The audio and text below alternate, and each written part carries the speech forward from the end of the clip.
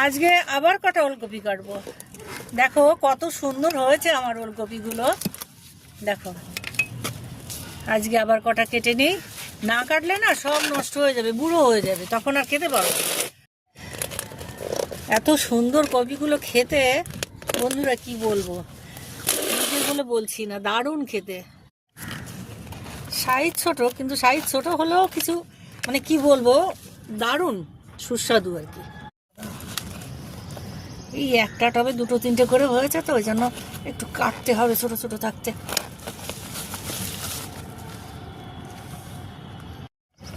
একটা গোড়াতে দুটো করে হলে পরে মানে একদম কাছাকাছি বীজ ফেলেছিলাম, তো এগুলো তো চারা কিনে লাগানো না, আমি বীজ ফেলেছিলাম, তার থেকেই হয়েছে।